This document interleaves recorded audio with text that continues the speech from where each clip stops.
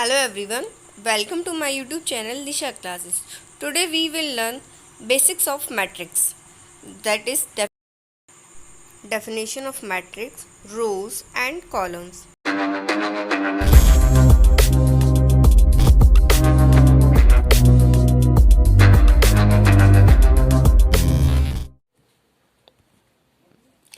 तो सबसे पहले हम मैट्रिक्स की डेफिनेशन पढ़ेंगे। तो डेफिनेशन के according a matrix is a rectangular arrangement of numbers and function. मतलब कि मैट्रिक्स रेक्टेंगुलर अरेंजमेंट होता है नंबर्स का या फिर अल्फाबेट्स या तो फिर कैरेक्टर्स का। फॉर एग्जाम्पल हमें ये सेट ऑफ नंबर दिया है 1, 3, -5 एंड 8। हम इस अरेंजमेंट को इस तरीके से लिख सकते हैं, 1, 3, -5 एंड 8। ये इसको इस तरीके से भी लिख सकते हैं, 1, 3, -5 देन 8 एंड 1, 3, -5 एंड 8। तो ये अब तीनों अब हमारे मैट्रिक्स के फॉर्म में हो गए। लेकिन मैट्रिक्स में अब एक और इम्पॉर्टेंट चीज़ आती है, रोज़ एंड कॉलम। तो सबसे पहले रोज़ और कॉलम्स को समझते हैं, फिर उसके बाद आगे मैट्रिक्स को समझेंगे। ठीक है, तो सबसे पहले हम रोज़ के पढ़ेंगे। तो रो की डेफिनेशन क्या होती है? साइड बाय साइड अरेंजमेंट और horizontal arrangement of elements is known as row. For example 1, 2, हमने इसको स्क्वायर ब्रैकेट में लिया, तो ये साइड बाय साइड अरेंजमेंट हुआ 1 और 2 का, मतलब एक के बाद एक। ठीक है, तो इसी को हम रो कहेंगे। या हॉरिजॉन्टल अरेंजमेंट, मतलब हॉरिजॉन्टली हम किस एलिमेंट्स को जब अरेंज करते हैं तो वो हमारा रो कहलाता है। जैसे सेकंड एग्जांपल में हमने लिया 1, 2, 3, 4, 5, 6। ठीक है, तो यहाँ पर रो 1 ऊपर 1, 2, 3 साइड बाय साइड अरेंज्ड है और नीचे 4, 5, 6 तीनों साइड बाय साइड अरेंज्ड है। तो ये ही हमारा रो कहलाता है। ठीक,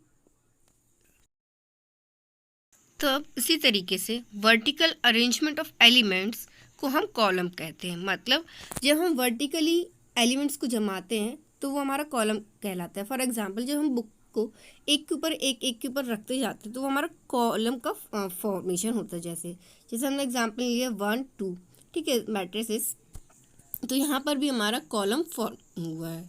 ठीक है, उसको हम वर्टिकली काउंट करेंगे तो ये एक स्ट्रेट लाइन के फॉर्म में आ रहा है। ठीक, तो इसे हम कॉलम कहेंगे। सिमिलरली एक और एग्जांपल लेते हैं 1, 2, 3, 4, 5, 6 का। ठीक है, सेकंड मैट्रिक्स, तो यहाँ पर वर्टिकली हम जब काउंट करेंगे एक वर्टिकली, तो यहाँ पर 2 कॉलम हो रहे हैं। ठीक है, तो हमारा कॉलम क्या होता है? वर्टिकल अरेंजमेंट ऑफ एलिमेंट्स, इसी को हम कॉलम कहते हैं। ठीक, तो अब हम कह सकते हैं कि जो matrix is a rectangular arrangement of numbers and function in form of rows and columns.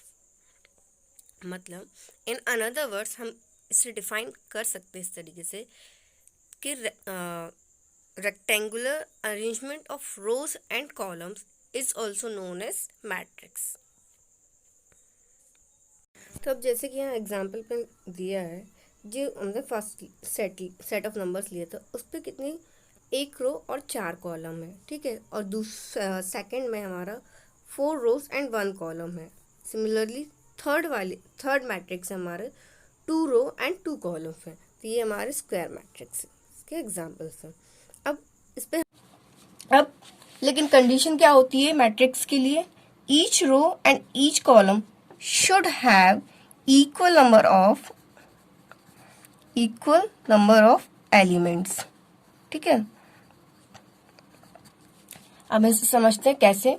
तो जैसे कि यहाँ हमने 3 मैट्रिक्स लिए हैं, मैट्रिक्स 1, मैट्रिक्स 2 एंड मैट्रिक्स 3। तो यहाँ पर फर्स्ट मैट्रिक्स में कि फर्स्ट रो में हमारे सिर्फ एक एलिमेंट है। ठीक है, और सेकंड रो पे 2 एलिमेंट है, फर्स्ट रो पे एक स्पेस खाली है। इसका मतलब कि ये हमारा मैट्रिक्स नहीं हो, क्योंकि कंडीशन हमारी होती है कि each row and each column should have equal number of elements. तो यहाँ पर फर्स्ट रो और सेकंड रो के एलिमेंट्स मैच नहीं कर रहे हैं, तो ये हमारा मैट्रिक्स नहीं है। ठीक है, उसी तरीके से सेकंड वाले में फर्स्ट रो में एक एलिमेंट है, सेकंड रो में एक भी एलिमेंट नहीं है, थर्ड में एक है और फोर्थ में भी एक है, तो ये भी हमारा मैट्रिक्स नहीं होगा। सिमिलरली थर्ड वाले में भी एक एलिमेंट नहीं है, तो ये हमारा मैट्रिक्स नहीं होगा।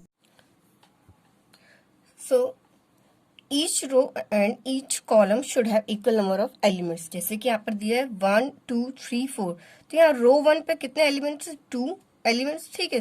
R1 पे 2 एलिमेंट्स, सिमिलरली R2 पे भी 1 2 एलिमेंट्स है, तो ये हमारी मैट्रिक्स होगी। अब कॉलम की बात करें तो कॉलम नंबर 1 C1, इस कॉलम पे 1 2 एलिमेंट्स है, ठीक है। और कॉलम सेकंड कॉलम की बात करें तो यहाँ पर भी 1 2 एलिमेंट्स है, तो ये हमारा मैट्रिक्स होगा, ठीक है। तो हमने क्या समझा? हमने समझा matrix is a rectangular arrangement of rows and columns of numbers, alphabets, characters और फंक्शंस। इन सभी के रेक्टेंगुलर अरेंजमेंट को हम मैट्रिक्स कहते हैं, ठीक है। बट कंडीशन अप्लाइड क्या है कि each row and each column should have equal number of elements, तभी हमारा मैट्रिक्स फॉर्म होता है। सो गाइस, ये था हमारा basic of matrix. I hope आपको समझ में आया होगा। Thanks for watching.